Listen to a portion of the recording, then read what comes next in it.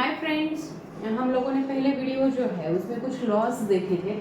उसी में के जो कुछ बचे हुए लॉस है वो क्या करने वाले हैं, हम इस वीडियो में क्या करने वाले हैं, देखने वाले हैं। और जो नेक्स्ट लॉ है जो हम देखने वाले हैं वो देखते हैं यहाँ पे, और वो लॉ है गाय-लुसाक्स लॉ, गैसेस वैल्यू। अब जितने लॉज हम लोगों ने देखे थे उसमें तो सिंप्लिसिटी नजर आई थी, मतलब थोड़ा सा कॉम्प्लिकेशन इस लॉ में क्या करते हैं बच्चे, मतलब थोड़ा सा फेस करते हैं कि समझ में नहीं आता है, लेकिन बहुत सिंपल है। देखें यहाँ पे, गाय-लुसाक इन 1888 प्रपोज दिस लॉ। ये लॉ जो है 1888 में उन्होंने क्या किया था, प्रपोज किया था, फॉर्मुलेट किया था। दिस लॉ स्टेट्स दैट, वो क्या बोलता है ये लॉ बोलता है कि गैसेस कंबाइन और produce in a chemical reaction. देखो, जब सिर्फ ये याद रखना है इस लॉ में और इसका आगे वाला जो लॉ है उसमें कि ये लॉ सिर्फ और सिर्फ गैसियस स्टेट में जो सब्सटेंसेस है, गैसियस स्टेट में जो गैसेस है, जो सब्सटेंसेस हैं उसी से रिलेटेड है। मतलब ये जो भी लॉ है सिर्फ और सिर्फ गैसियस स्टेट में जो सब्सटेंस है उन्हीं के लिए क्या होने वाला है, एप्लीकेबल है। अदरवाइज सॉलिड हो या फिर लिक्विड हो तो उसके लिए वो एप्लीकेबल है नहीं। तो ये सिर्फ एप्लीकेबल कहाँ पर होता है, ये लॉ एप्लीकेबल होता है गैसेस के लिए। अब उनका मानना क्या है, देखो, गैसेस कंबाइन और प्रोड्यूसिंग अ केमिकल रिएक्शन, कोई भी केमिकल रिएक्शन दो या फिर दो से ज़्यादा इसमें क्या होती है, सब्सटेंसेस में जब भी कोई रिएक्शन होती है, केमिकल रिएक्शन होती है, in a simple ratio by value provided all gases are the same temperature and pressure. अब ये जो भी रिएक्शन होगी, ये जो भी रिएक्शन होगी उसमें सबसे ज़्यादा इंपॉर्टेंट रहता है फिक्स्ड, क्या चाहिए वहाँ पे, एकदम फिक्स क्या चाहिए, टेम्परेचर, और फिक्स्ड क्या होना ज़रूरी है, प्रेशर होना ज़रूरी है। देखो, अगर आप यहाँ पे टेम्परेचर और प्रेशर क्या करते हैं, सेपरेट करते हैं या फिर कम ज़्यादा होता है तो उसमें प्रॉब्लम आने वाली है। यानी कि हमें यहाँ पे सबसे ज़्यादा फोकस कहाँ पर करना है कि यहाँ पे जो भी गैसेस है, जो भी केमिकल रिएक्शन होने वाली है, उस केमिकल रिएक्शन में क्या करना ज़रूरी है, जो प्रेशर है और जो टेम्परेचर है, ये दोनों चीज़ें फिक्स्ड होना बहुत ज़रूरी होता है। अब ये जो लॉ है किस तरीके से इलस्ट्रेट किया है वो देखते हैं नीचे। देखो, this law may be illustrated by the following examples. कुछ एग्जांपल्स दिए गए हैं। It has been found that even volume of nitrogen, देखो नीचे देखो यहाँ पे, हाइड्रोजन 3 वॉल्यूम्स में दिया गया है और यहाँ पे दिया गया है नाइट्रोजन जो कि 1 वॉल्यूम है। और आगे अगर देखा जाए तो यहाँ पे जो अमोनिया बन गया है 2NH3, जो अमोनिया है ये अमोनिया 2 वॉल्यूम में है। आज तक हम लोगों ने जो भी रूल्स देखे, जो कि कंजर्वेशन ऑफ मास है, कंजर्वेशन ऑफ एनर्जी है, तो उसमें क्या पाया जाता है, हमेशा ही अगर 3 वॉल्यूम हाइड्रोजन है और 1 वॉल्यूम नाइट्रोजन है तो वो क्या होना चाहिए, जो अमोनिया है वो 4 वॉल्यूम में आना चाहिए। ऐसे ऐसे तो लगता है, लेकिन आपने कहीं पे भी तो सुना है क्या, मतलब conservation, law of conservation of volume नहीं है ना, कहीं पे भी नहीं है ये लॉ।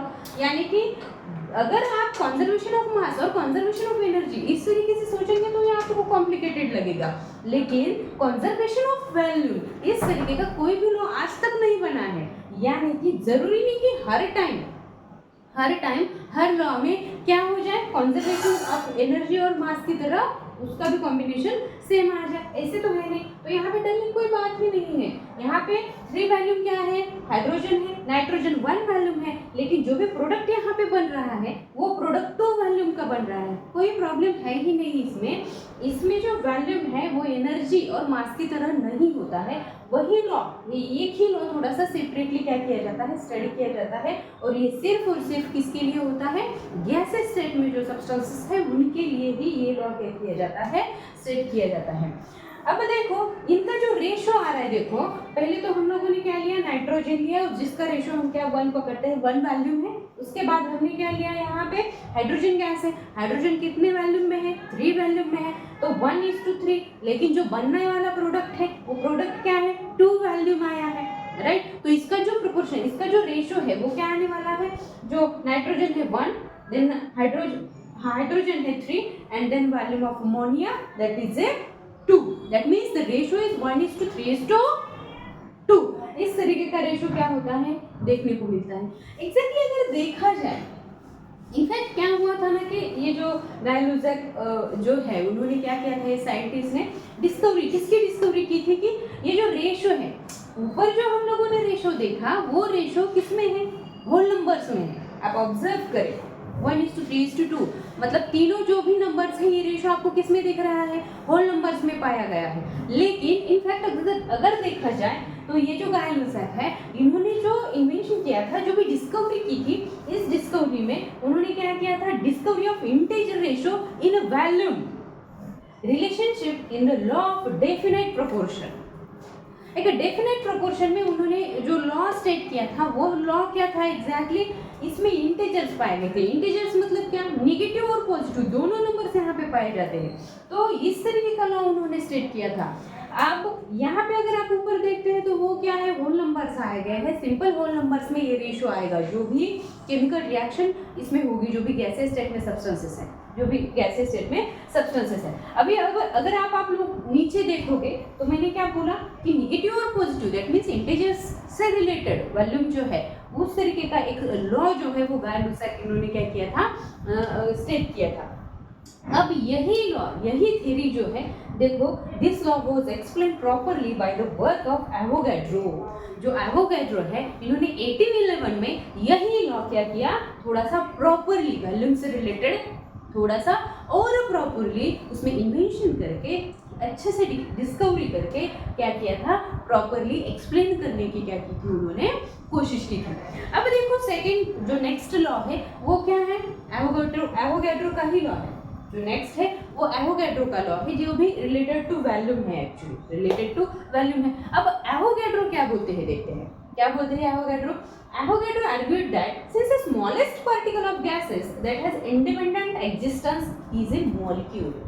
देखो उन्होंने एटम यहाँ पे मेंशन नहीं किया है, जो भी प्रोडक्ट बन रहा है, जो भी रिएक्टेंट है, उसमें उन्होंने क्या बोला है, जो भी क्या बोला, that has independent existence is a molecule. जो भी स्मॉलेस्ट पार्टिकल है किसी भी सब्सटेंस में, या फिर जो भी रिएक्टेंट है, या फिर जो भी प्रोडक्ट बन रहा है, उसमें जो भी मॉलिक्यूल्स है, उन्होंने एटम को यहाँ पे मेंशन नहीं किया। उन्होंने क्या किया है, एग्जिस्ट क्या करते हैं, मॉलिक्यूल्स एग्जिस्ट करते हैं, एटम एग्जिस्ट नहीं करता। उनके लॉ में उन्होंने क्या किया है, आर्ग्यू किया है कि उनके इसमें क्या एग्जिस्ट करता है, मॉलिक्यूल एग्जिस्ट करता है, नॉट एन एटम। एटम यहाँ पे एग्जिस्ट नहीं करता है, मॉलिक्यूल एग्जिस्ट करता है इनके लॉ में। So hence volume of gases should be related to number of molecules. उसी की वजह से उन्होंने क्या बोला है, गैसेस का जो वॉल्यूम है वो किससे रिलेटेड होने वाला है, नंबर ऑफ मॉलिक्यूल्स काउंट किए जाएंगे, नंबर ऑफ मॉलिक्यूल्स काउंट किए जाएंगे, ना कि number of atoms. Her time जितने भी रिएक्शंस हम देखते हैं तो उसमें जो भी लॉज देखते हैं उसमें क्या देखते हैं कि नंबर ऑफ एटम्स काउंट किए जाते हैं, लेकिन इसमें ऐसे है क्या, नहीं। ये जो एवोगैड्रो का लॉ है, इसमें क्या किया जाता है, नंबर ऑफ मॉलिक्यूल्स क्या किए जाते हैं, काउंट किए जाते हैं, जो कि वॉल्यूम से रिलेटेड है। अभी देखो एवोगैड्रो ने क्या मतलब लॉ आगे एक्सटेंड किया है। He put forward Avogadro's law, which states that, अब इस लॉ को नाम ही उन्होंने खुद कराया है Avogadro's law, that equal volume of all gases under similar condition। देखो अच्छे से इस लाइन को देखते हैं, देखो इक्वल वॉल्यूम ऑफ गैसेस, अगर दो गैसेस है और उसका वॉल्यूम सेम है, इक्वल है, लेकिन उसमें क्या चाहिए हमें, under similar condition. Similar condition कौन सी होगी, ऑब्वियसली सेम टेम्परेचर वहाँ पे होने वाला है, फिक्स्ड टेम्परेचर होने वाला है, और फिक्स्ड क्या चाहिए हमें यहाँ पे, प्रेशर भी क्या होना चाहिए, सेम होना चाहिए। मतलब सेम टेम्परेचर और सेम प्रेशर अगर है, और क्या इक्वल वॉल्यूम अगर है गैसेस में, ये भी लॉ सिर्फ गैसेस से रिलेटेड है। जैसे कि हमने पहले वाला देखा, उसमें भी सिर्फ गैसेस से रिलेटेड जो लॉ है वो हम लोगों ने गाय लुसेफ का देखा है। ये भी लॉ एवोगैड्रो का सिर्फ गैसेस से रिलेटेड है। इसमें लिक्विड या फिर जो भी हमारा सॉलिड है, इससे कोई रिलेशन नहीं होता है। ये जो भी सेट किया हुआ लॉ है सिर्फ गैसेस से रिलेटेड है। एवोगैड्रो का मानना है कि वो एटम्स को काउंट नहीं करेंगे, वो सिर्फ क्या करेंगे, नंबर ऑफ मॉलिक्यूल्स काउंट करेंगे। और उसके बाद उनका मानना क्या है कि अगर सेम नंबर ऑफ क्या है, इक्वल नंबर ऑफ यहाँ पे अगर वॉल्यूम है किसी गैसेस का, इक्वल नंबर ऑफ वॉल्यूम है किसी गैसेस का, लेकिन उसके लिए क्या जरूरी है, जो प्रेशर है और जो प्रेशर है और टेम्परेचर है, वो सेम होना बहुत जरूरी है। जो प्रेशर और जो टेम्परेचर है वो सेम होना चाहिए, यानी कि कंडीशन क्या कर रहे हैं हम, सेम कंडीशन जो है यहाँ पे क्या कर रहे हैं, सिमिलर कंडीशन यहाँ पे प्रोवाइड कर रहे हैं। और उसके अंडर अगर कोई रिएक्शन होती है, केमिकल रिएक्शन, तो क्या किया जाता है, pressure, it contains equal number of molecules not the atoms. यहाँ पे जो भी आपको प्रोडक्ट मिलने वाला है, it contains what it contains that equal number of molecules, यानी कि सेम नंबर ऑफ आप मॉलिक्यूल्स यहाँ पे क्या होने वाले हैं, इक्वल नंबर ऑफ मॉलिक्यूल्स आपको मिलेंगे। यानी कि आपने क्या किया, फॉर एग्जांपल देखो नीचे ये लॉ अगर हम अप्लाई करते हैं तो क्या होता है, देखो law that reaction between the hydrogen and chlorine. हम हाइड्रोजन और क्लोरीन में क्या कर रहे हैं, अभी रिएक्शन कर रहे हैं। रिएक्शन करते समय हमने क्या लिया, 1 वॉल्यूम हाइड्रोजन ले लिया प्लस क्लोरीन लिया, वो भी 1 वॉल्यूम लिया। मैंने पहले ही लॉ में बताया कि हमें क्या करना है, सेम वॉल्यूम लेना है।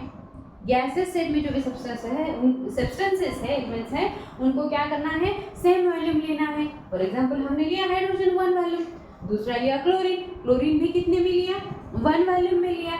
जब भी इसकी रिएक्शन होगी, जो भी प्रोडक्ट मिलेगा, जो मिलता है कि हाइड्रोक्लोरिक एसिड जो है HCl जो है, वो क्या मिलने वाला है, 2 वॉल्यूम मिलने वाला है। कितना मिलने वाला है, 2 वॉल्यूम। यानी कि ये दोनों क्लोरीन और हाइड्रोजन अगर सेम वॉल्यूम है तो जो प्रोडक्ट मिलेगा वो भी क्या मिलने वाला है, 1 + 1 2 वॉल्यूम आपको क्या मिलने वाला है, हाइड्रोक्लोरिक एसिड। लेकिन उसके लिए उस पर जो प्रेशर दिया जाएगा, जो भी टेम्परेचर है और प्रेशर है वो मेंटेन किया जाएगा, जो कि फिक्स्ड होगा। अभी देखो किस तरीके से स्टेट किया जाता है, n मॉलिक्यूल्स ऑफ हाइड्रोजन है, कोई भी नंबर ऑफ मॉलिक्यूल्स लिए हाइड्रोजन के उतने ही, यानी कि n मॉलिक्यूल्स ऑफ क्लोरीन ले लिए हमने, तो इट गिव्स क्या देता है वो, 2n molecules of hydrochloric acid देगा। यानी कि हमने यहाँ पे तो 1 volume equals to 2 volume hydrochloric acid मिला हमें। उसी तरीके से अगर 1 मॉलिक्यूल लेते हैं आप, यानी कि हमें क्या एक्सप्लेन करना है, कोई भी गैस 1 वॉल्यूम, दूसरा gas 1 volume equals to 2 volume, इस तरीके का ये लॉ क्या करता है, स्टेट करता है। अगर आपने कोई हाफ मॉलिक्यूल लिया, 2 गैसेस लिए, उसमें का half molecule plus half molecule is equal to क्या आने वाला है, जो भी प्रोडक्ट मिलेगा आपको वो प्रोडक्ट 1 मॉलिक्यूल ही आने वाला है।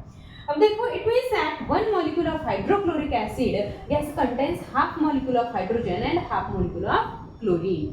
अगर आपको 1 molecule HCl मिला है, यानी कि उसमें under same condition, under similar condition with the pressure, same pressure and same temperature, अगर आप क्लोरीन और हाइड्रोजन हाफ अमाउंट में लेते हैं तो उससे जो भी HCl हाइड्रोक्लोरिक एसिड आपको मिलने वाला है वो कितना मिलने वाला है, 1 अमाउंट में मिलने वाला है, 1 वॉल्यूम क्या होगा, यानी कि हाफ प्लस हाफ 1। इस तरीके से क्या करते हैं, ये लॉ स्टेट किया है एवोगैड्रोस लॉ में। Okay, now the next point that is Dalton's atomic theory. अब डाल्टन्स एटॉमिक थ्योरी में डाल्टन क्या बोलते हैं वो देखना बहुत जरूरी है। सिंपल है एक्चुअली, लेकिन थोड़ा सा आपको क्या करना पड़ेगा, फोकस करना जरूरी है। डाल्टन्स एटॉमिक थ्योरी में एग्जैक्टली क्या दिया है, तो first one, matter is made up of a very small undivisible particle called atoms. 9th और 10th स्टैंडर्ड से हम पढ़ते आ रहे हैं कि जो एटम है वो क्या होता है, स्मॉलेस्ट पार्टिकल होता है किसी भी सब्सटेंस का, किसी भी एलिमेंट का स्मॉलेस्ट पार्टिकल। अब उन्होंने क्या बोला है कि matter is made up of a very small undivisible particle. अगर कोई किसी भी एलिमेंट का या फिर किसी भी सब्सटेंस का आप एटम लेते हैं तो आप कोई भी केमिकल रिएक्शन कर ले, केमिकली ट्राई कर ले उसको डिवाइड करने का, उसको और अदर पार्ट्स में कन्वर्ट करने का, कभी नहीं हो सकता, इट इज इम्पॉसिबल। क्योंकि जो पार्टिकल होता है, जो एटम है, वो एटम क्या होता है, किसी भी चीज का, चाहे वो सॉलिड हो, लिक्विड हो, गैसेस हो, सबसे छोटे से छोटे पार्ट को क्या बोला जाता है, एटम बोला जाता है। यानी कि आपने कोई भी केमिकल रिएक्शन उसके साथ करी तो भी उसको क्या नहीं कर सकते हम, ना फिजिकली ना केमिकली, हम किसी भी एटम को क्या नहीं कर सकते, 2 चीज़ों में 3 पार्ट्स में क्या नहीं कर सकते हैं, उसको डिवाइड नहीं कर सकते हैं, चाहे आप कोई भी एक्शन उस पे ले, केमिकल हो या फिर फिजिकली हो। यानी कि smallest particle of matter is called atom, किसी भी मैटर का जो स्मॉलेस्ट पार्टिकल होता है जिसको हम डिविजिबल, वो अनडिविजिबल है,